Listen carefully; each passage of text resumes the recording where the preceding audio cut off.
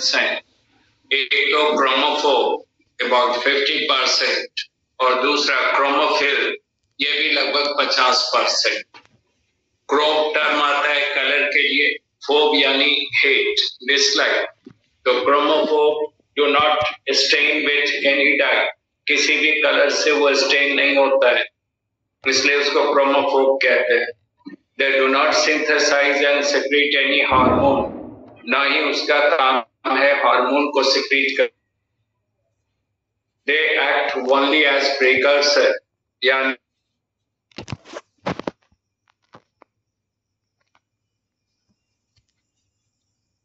कितना सब चलावे लगले, चलू अंदर चलाई सब घुस घुस के हम नहीं चला 80% हो गलो खत्म। ही तो आर आदमी जे है पूरा खत्म करेला।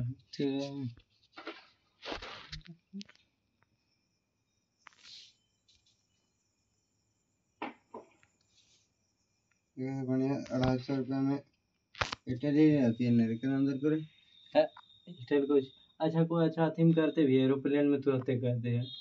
क्लास जब बीच में हो रहा है तो दिमाग निकाल देती ग्रुप ऐसे। हाँ एरोप्लेन में कोई करो है सब अगर वो अपने नेट पर चलते हैं। हाँ यार हम बंद कर कभी कभी कमजोर हो जाए, बंद करो उसमें, छोड़ दो उसमें, भरना जरूरी चाहिए। वो क्रॉसवॉक करना तुमको हम जो हम लोगों ने कहा, एक तो सोमैटोट्रॉप, उसी को ऑरेंजियोफिल भी कहते हैं। सोमैटोट्रॉप बिकॉज वो हार्मोन रिलीज करता है, सोमैटोट्रॉफिक हार्मोन या ग्रोथ हार्मोन, और ऑरेंजियोफिल इसलिए कि उसको कलर करते हैं ऑरेंजी डाई से। ऑरेंजी ये एसिड डाई है, देखा भी हुआ आपके असाइनमेंट। और दूसरा है कार्मिनोफिल्स और लैक्टोट्रॉप। तो लैक्टोट्रॉफिक हार्मोन्स रिलीज करता है ये लैक्टोट्रॉप, जिसको प्रोलैक्टिन भी कहते हैं हार्मोन को, मैमोट्रॉफिक हार्मोन भी कहते हैं, आगे पढ़ेंगे। इसका काम है synthesis and secretion of milk. और ये स्टेन होता है एजोकार्माइन एसिड डाई से, इसलिए इसको कार्मिनोफिल भी कहते हैं। तो ऑरेंजियोफिल एंड कार्मिनोफिल, ऑरेंजियोफिल को सोमैटोट्रॉप और कार्मिनोफिल्स को लैक्टोट्रॉप। तो ये दो टाइप एसिडोफिल है। और बेसोफिल्स कंस्टिट्यूट अबाउट 15% होता है। तो इसमें 4 टाइप के सेल्स हैं and all the cells stain with the basic dye, जिसका नाम है पेरियोडिक एसिड शिफ्ट, SCHIFF। वो वहां पे शिफ्ट लिखा हुआ है असाइनमेंट में, शिफ्ट करेंगे उसको। तो PS कहते हैं, पेरियोडिक एसिड से बेसिक डाई, उससे कलर लेता है। तो इसलिए कलर के नाम पर इसका नाम, सेल का नाम नहीं रखते हैं। यहाँ पे सिर्फ वो कौन सा हार्मोन रिलीज करता है उसके आधार पे नामकरण है। तो 4 तरह का है। एक थायरोट्रॉप, नाम से आप भी समझ रहे हैं, वो TSH रिलीज करेगा, थायराइड स्टिमुलेटिंग हार्मोन या थायरोट्रॉपिक हार्मोन जिसको कहते हैं। दूसरा है कॉर्टिकोट्रॉप, तो वो रिलीज करेगा एड्रीनोकॉर्टिकोट्रॉपिक हार्मोन ACTH। तीसरा है FSH गोनाडोट्रॉप, जो FSH रिलीज करेगा फॉलिकल स्टिमुलेटिंग हार्मोन। और चौथा है LH गोनाडोट्रॉप, ये रिलीज करवाएगा, लैक्टोट्रॉप है तो ये ये गोनाडोट्रॉप है जिसको LH गोनाडोट्रॉप कह रहे हैं, ये रिलीज करवाएगा LH ल्यूटिनाइजिंग हार्मोन फीमेल में, और मेल में ICSH interstitial cell stimulating hormone. तो ये 6 ट्रॉफिक हार्मोन्स है। ट्रॉफिक हार्मोन्स कहा जाता है those hormones which act upon endocrine part. कोई हार्मोन अगर किसी एंडोक्राइन पार्ट पे एक्ट करता है तो उसको ट्रॉफिक हार्मोन कहते हैं। 6 ही ट्रॉफिक हार्मोन है and all of them release from anterior lobe of pituitary. तो पढ़ेंगे। अब आज हम लोग यहाँ पे डिस्कस कर रहे हैं न्यूरो हाइपोफाइसिस का TS। ये डायग्राम बना हुआ है, ये न्यूरो हाइपोफाइसिस का सेक्शन है। आप देख रहे हैं इसमें 2 तरह के सेल्स हैं, एक ग्रीन कलर से बना दिया है, ये मास्ट सेल है, और जो रेड कलर से बना दिया ये पिट्यूटरी साइट है। तो 2 ही तरह के सेल्स हैं, एक तो मास्ट सेल और दूसरा पिट्यूटरी साइट्स। और मास्ट सेल हम लोग पढ़ चुके हैं हिस्टोलॉजी में, ये 3 तरह का केमिकल रिलीज करता है। एक तो हिस्टामिन विच इज वैसोडायलेटर, दूसरा सेरोटोनिन विच इज वैसोकॉन्स्ट्रिक्टर, और तीसरा heparin which is anticoagulant. So these three types of chemicals are released from the mast cell. तो मास्ट सेल वही काम करता है जो बेसोफिल करता है हम लोगों के ब्लड में। और दूसरा टाइप का सेल्स है पिट्यूटाइड्स, एंड पिट्यूटाइड्स आर फैगोसाइटिक सेल्स। ये फैगोसाइटोसिस करता है और पैथोजन को, माइक्रोबियल पैथोजन को नष्ट करता है। अब इनके अलावे ये जो न्यूरोहाइपोफाइसिस है पोस्टीरियर लोब, हम लोगों ने लास्ट क्लास में कहा था अबाउट 10 लाख न्यूरॉन्स, 10 लाख के लगभग न्यूरॉन्स हैं which are connected to the supraoptic and paraventricular nuclei of the hypothalamus and they enter into the posterior lobe। और ये न्यूरॉन्स हैं जो आ रहा है हाइपोथैलेमस से, और इसके एक्सॉन एंड से रिलीज होता है हार्मोन, दो न्यूरो हार्मोन, एक ऑक्सीटोसिन और दूसरा वैसोप्रेसिन। न्यूरो हार्मोन इसलिए कह रहे हैं बिकॉज वो सिंथेसाइज और रिलीज होता है हाइपोथैलेमस से, which is the part of the brain. तो ये जो दो न्यूरो हार्मोन्स हैं, they are released from the nerve ends, these are the nerve ends and they are stored temporarily within the neurosecretory granules. ये सब neurosecretory granules हैं जिनके अंदर ये स्टोर होता है, और जहाँ पे स्टोर होता है that area is called Herring's body. तो Herring's body contains neurosecretory granules. ये सेल्स नहीं है, ये इसको ग्रैन्यूल्स कहते हैं। ये दानेदार स्ट्रक्चर है और इसके अंदर दो तरह के न्यूरो हार्मोन्स हैं, ऑक्सीटोसिन एंड वैसोप्रेसिन, और ये जहाँ पे मौजूद है उस पार्ट को कहते हैं हेरिंग्स बॉडी, और यहीं से फिर ये रिलीज होता है ब्लड सर्कुलेशन। इसके अलावे तो 10 लाख न्यूरॉन्स हैं, इसके अलावे ब्लड कैपिलरी है, और फिर दो तरह के सेल्स हैं, मास्ट सेल और पिट्यूटाइड। मास्ट सेल 3 तरह का केमिकल रिलीज करता है जो हम लोग जानते हैं, histamine, serotonin and heparin। Heparin it is anticoagulant। और pituitaries phagocytic cells। तो that's all। तो ये इसका हिस्टोलॉजी हो गया पिट्यूटरी का। अब हम लोग स्टार्ट करें फिजियोलॉजी। तो फिजियोलॉजी में 6 हार्मोन रिलीज होता है एंटीरियर लोब ऑफ पिट्यूटरी से, और 2 न्यूरो हार्मोन रिलीज होता है पोस्टीरियर लोब से। तो 6 और 2 हो गया 8। अब एक हार्मोन है MSH, मेलानोसाइट स्टिमुलेटिंग हार्मोन। ये हम लोग में कभी कभी रिलीज होता है।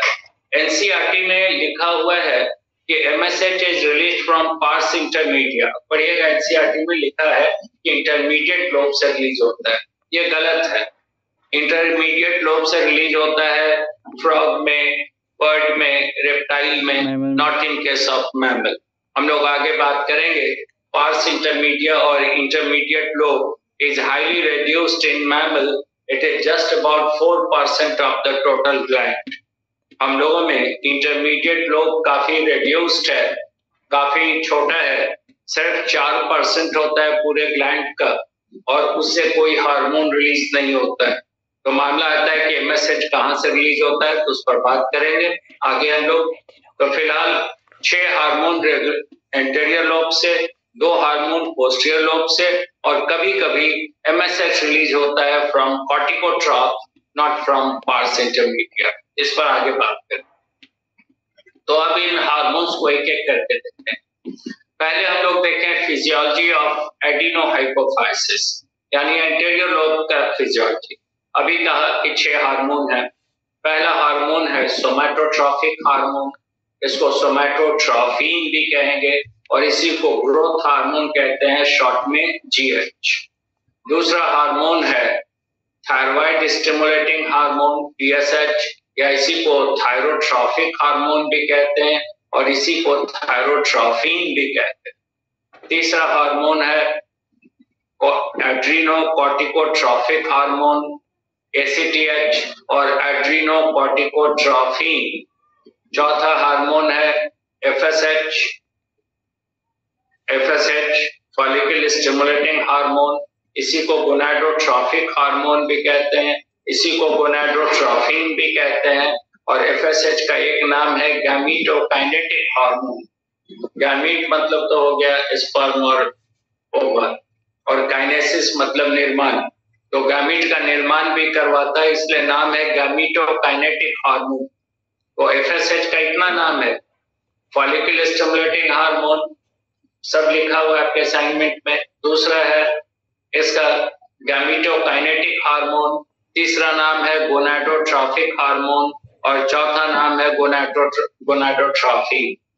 और अब पांचवा हार्मोन है एलएच, ल्यूटिनाइजिंग हार्मोन, या इसी को मेल में कहा जाता है इंटरस्टिशियल सेल स्टिमुलेटिंग हार्मोन, आईसीएसएच।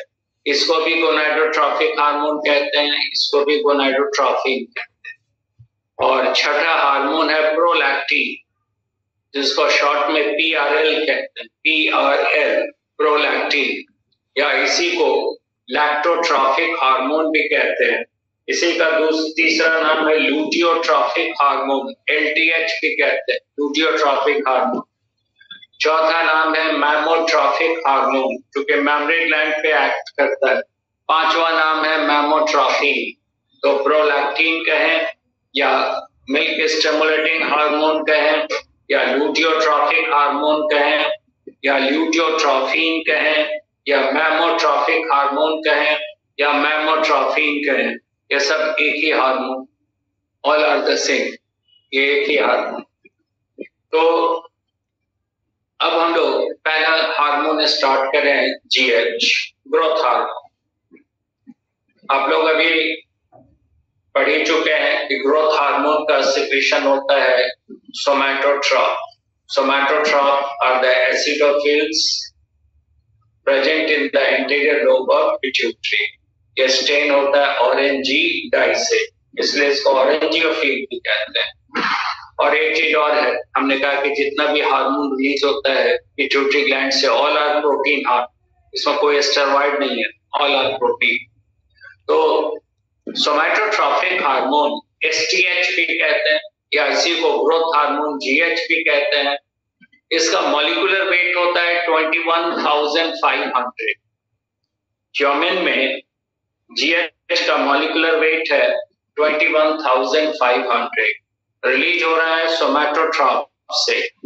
अगर इसका फीडबैक रेगुलेशन देखिएगा तो हम लोगों ने लास्ट क्लास में पढ़ा था, दो तरह का फीडबैक होता है, डायरेक्ट और इनडायरेक्ट।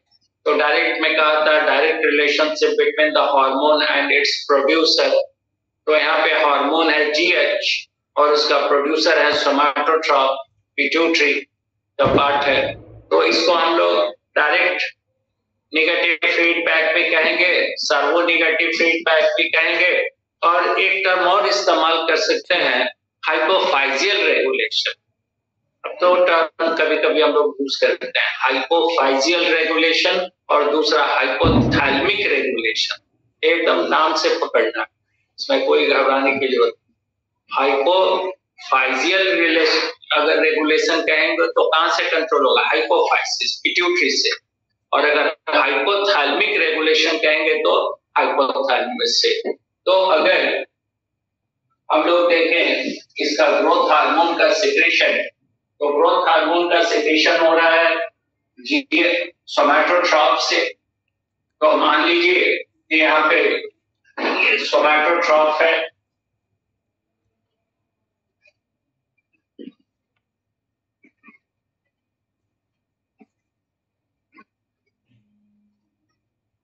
मान लें ये जीएच है और ये रिलीज हो रहा है पिट्यूटरी से। पिट्यूटरी के अंदर सेल है सोमैटोट्रॉफ, ये रिलीज कर रहा है जीएच। तो पिट्यूटरी को हाइपोफाइसिस कहते हैं, इसलिए ये हाइपोफाइजियल रेगुलेशन पर। अगर ग्रोथ हार्मोन का सिक्रीशन कम हो रहा है, ब्लड में ग्रोथ हार्मोन का लेवल कम है, तो ये एक्टिवेट कर देगा सोमैटोट्रॉफ को to release more amount of GH, जैसे कि ब्लड में जीएच का लेवल मेंटेन हो जाए।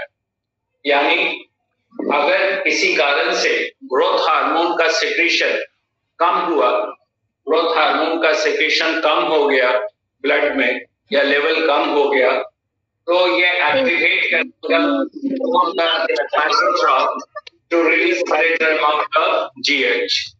तो ब्लड में ग्रोथ हार्मोन का लेवल मेंटेन हो गया।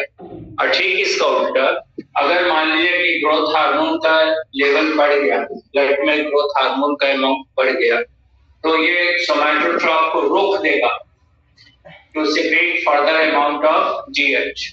तो ये जैसा जरूरत है वैसा काम करेगा।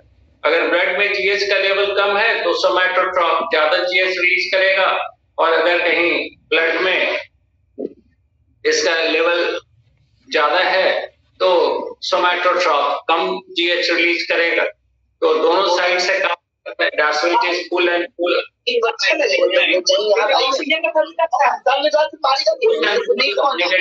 मैंने बाहर से आया हूँ, सही में ऑक्सीजन का डर लगता है।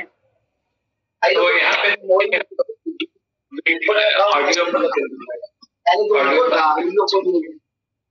तो यहाँ पे ये जो वो रेगुलेशन हो रहा है फ्रॉम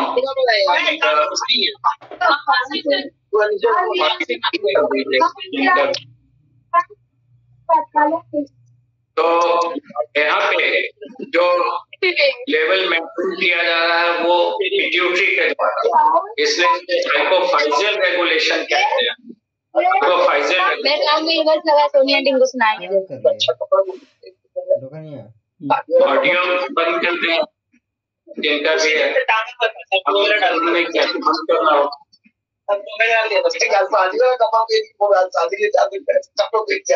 उस दिन तो यही पे है शादी में। सर सामिया करीम।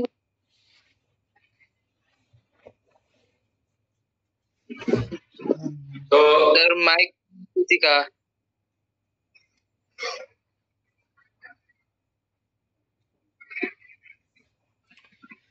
मारे किस तरह सबके पर। तो यहाँ पे अगर ग्रोथ हार्मोन का लेवल कम है ब्लड में तो पिट्यूटरी ज्यादा रिलीज करेगा जीएच, और अगर ज्यादा है तो पिट्यूटरी कम रिलीज करेगा। तो ये डायरेक्ट रिश्ता है ग्रोथ हार्मोन और पिट्यूटरी के बीच में, तो डायरेक्ट निगेटिव फीडबैक है।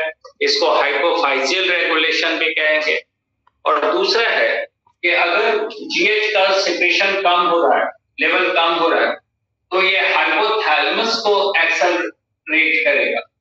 Whenever the amount of GH decreases in the blood, it activates the hypothalamus to release the factor called GHRF, यानी growth hormone releasing factor.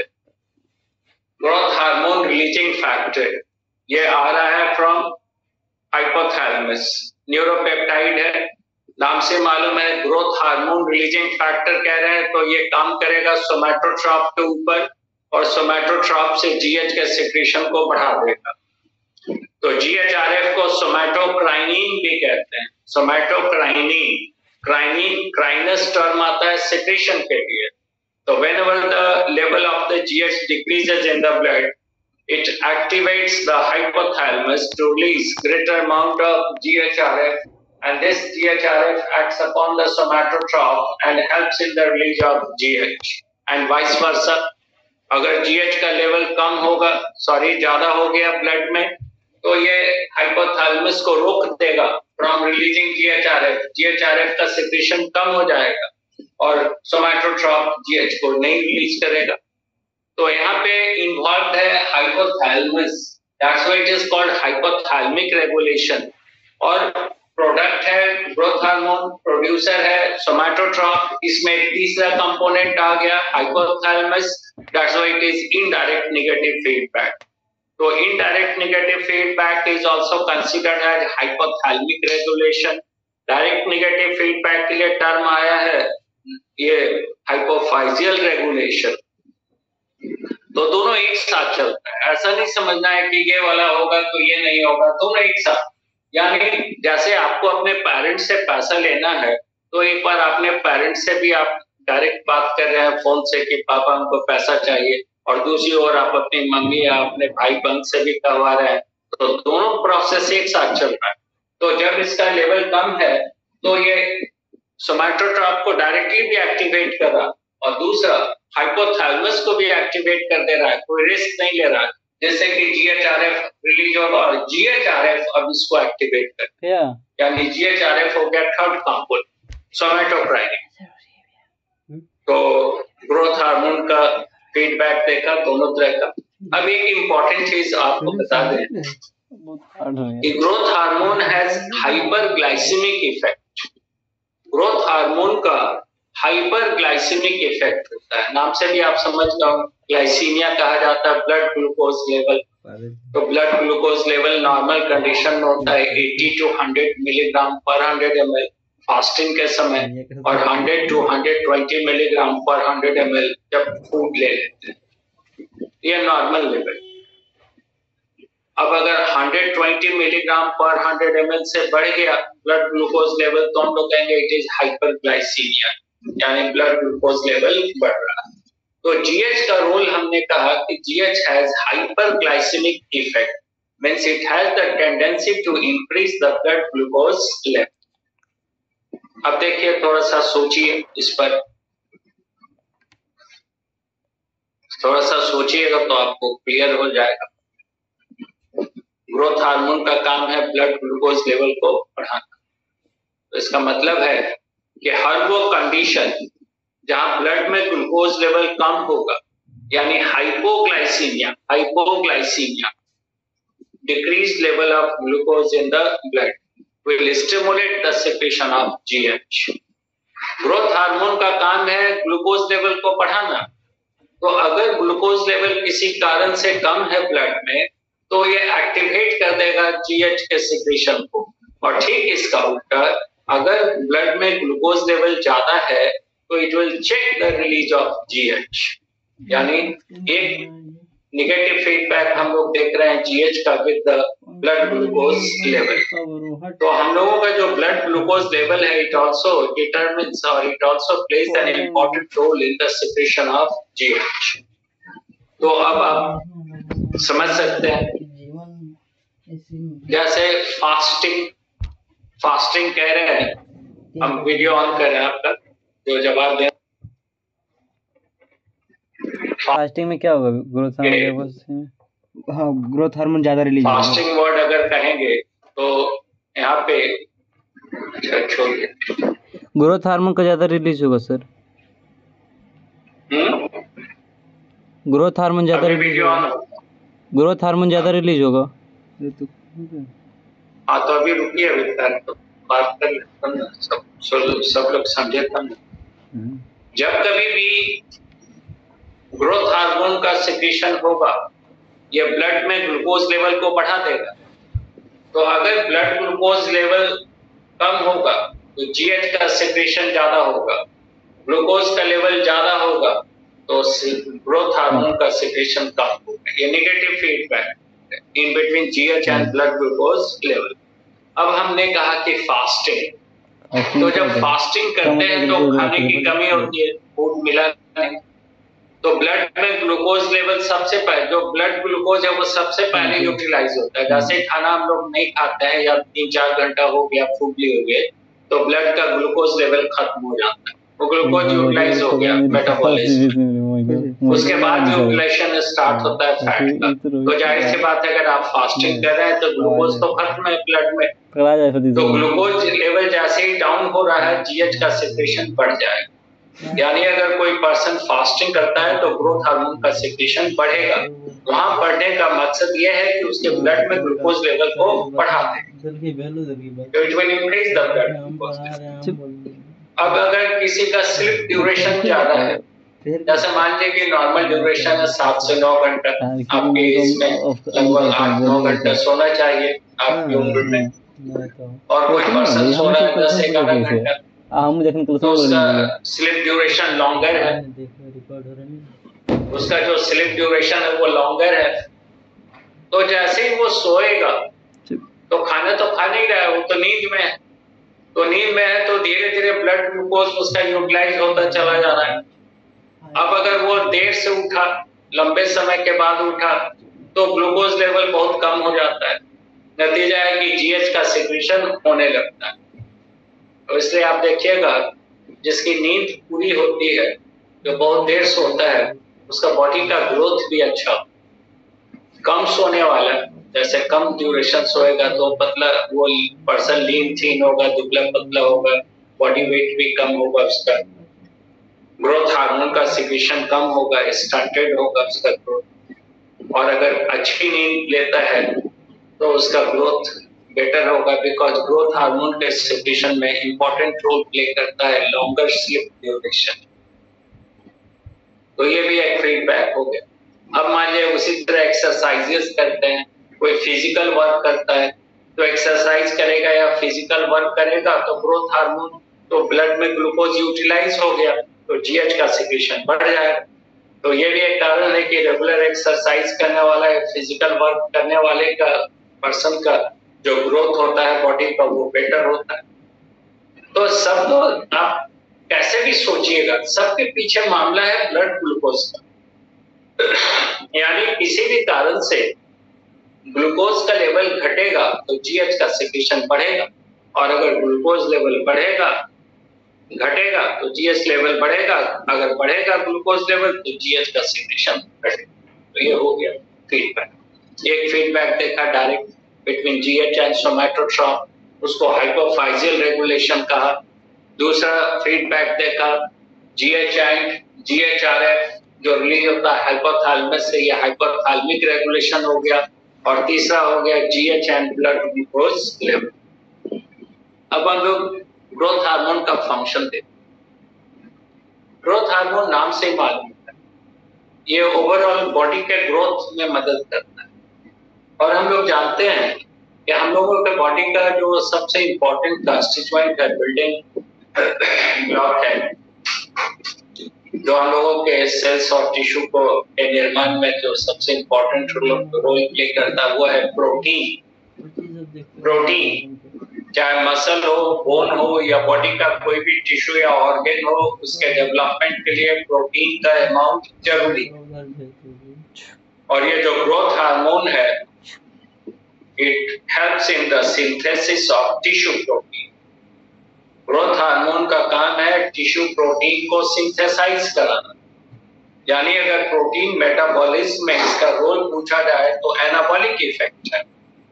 Anabolic effect कहने का मतलब है सिंथेसिस। अगर कैटाबॉलिक इफेक्ट कहेंगे तो इसका मतलब है ब्रेकडाउन, यूटिलाइजेशन।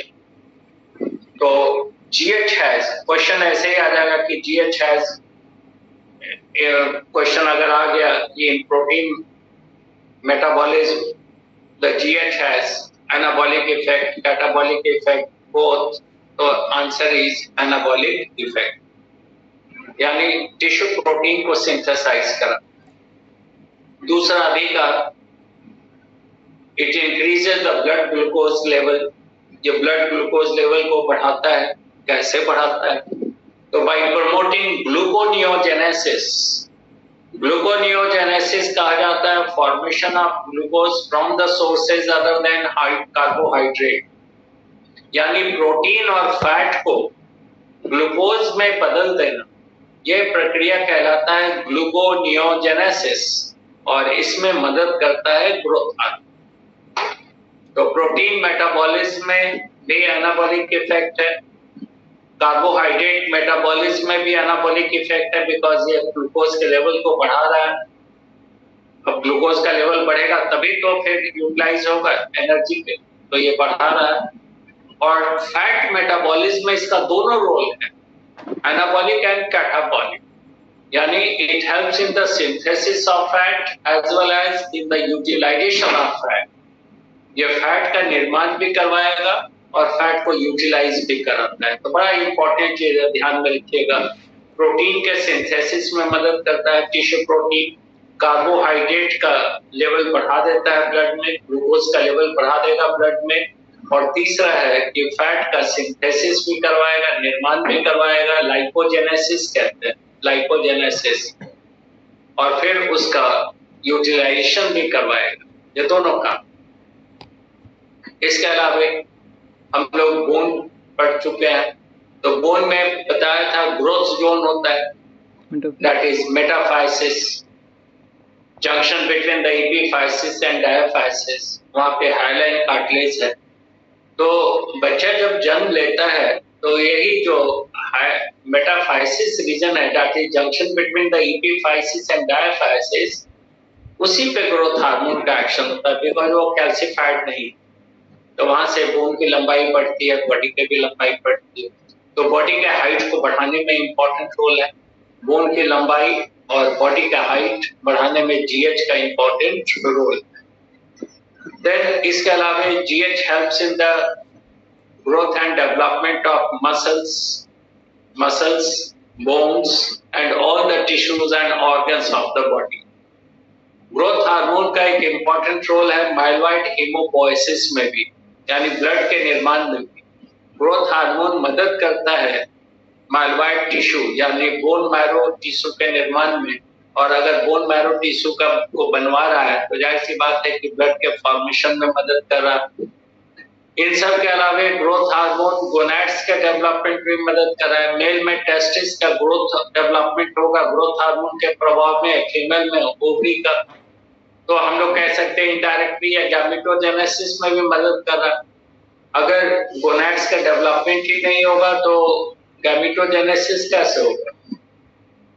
तो these are the important functions. लेकिन सबसे इम्पोर्टेंट है सिंथेसिस ऑफ टिश्यू प्रोटीन, उसके बाद increase in the blood glucose level, और तीसरा है synthesis and utilisation of fat. उसके बाद तो बाकी सब है कि माइलॉइड हीमोपोएसिस में मदद कर रहा है, मसल्स के डेवलपमेंट में मदद कर रहा है, बोन की लंबाई और हाइट को बढ़ा रहा है, ये सब सारा चीज। हम लोग कह सकते हैं it is also synergistic to thyroxine. Thyroxine का काम है बीएमआर बेसल मेटाबॉलिक रेट को मेंटेन करना। बेसल मेटाबॉलिक रेट, बेसल मतलब मिनिमम, जिंदा रहने के लिए कम से कम कितनी ऊर्जा चाहिए और उस ऊर्जा को रिलीज करने के लिए सेल की क्रिया कितनी होनी चाहिए, that is called basal metabolic rate BMR. उससे घट जाएगा तो पर्सन विल नॉट सर्वाइव।